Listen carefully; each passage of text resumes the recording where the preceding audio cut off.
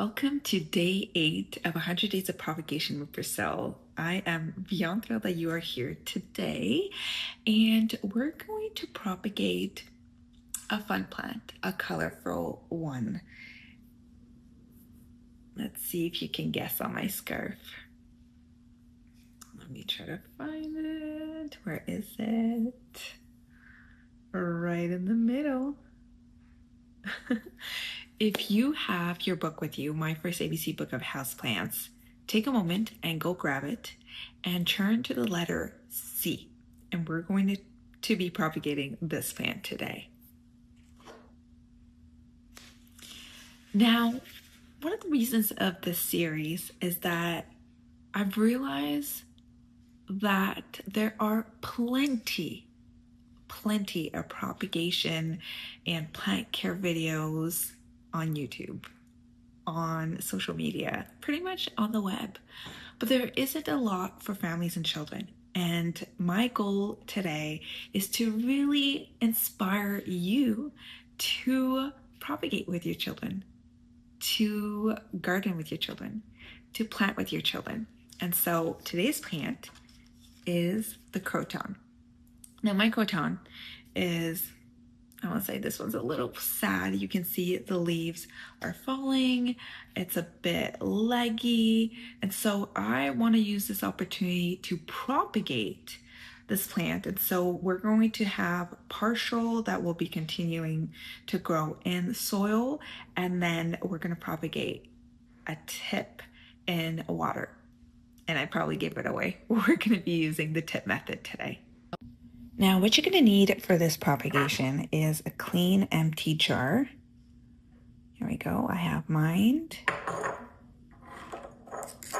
And again, you can get some pruning shears, but I am using children's scissors because, one, we're practicing child safety. It encourages children to propagate. And now I use these ones specifically for plant propagation with my children and my family. We don't cut paper with it. And so there's also leca. Now, if you've ever seen these, I'm not sure what they are. They're actually clay balls. And what they do is that they help provide oxygen to the roots and your plant. Now, this is an extra. You don't absolutely need leca to propagate. There you go. You don't absolutely need leca to propagate, but they help with the propagation process. So this is my Croton. The scientific name for Croton is Codiaeum variegatum, and normally they're very, very colorful. Now you can see on the back side, there is a hint of red and orange and yellow. And the reason why mine is green, it's a perfect indication that it's not receiving maximum photosynthesis. It's not receiving the light that it needs. And this plant can actually endure about 6 hours of direct sunlight. And the more sunlight that they receive, the more colorful they become. And so we're going to try to propagate this plant and give it a little bit more love and sunlight. Now the Codiaeum variegatum also have these little nodes. They're right here. Let me point at it right here. And what I'm going to do is right under this ring, which is one of the nodes here, I'm going to propagate right here. Now this I propagate a while ago and it actually shot out on the side. And so we'll see if we can revive the plant.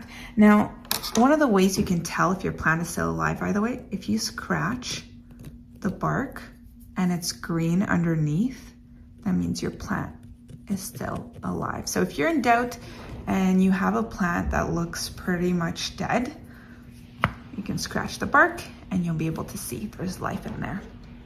And so, again, I'm taking my scissors on the side and get as close as possible. And this is the tip method cutting. Now this is a beautiful cutting.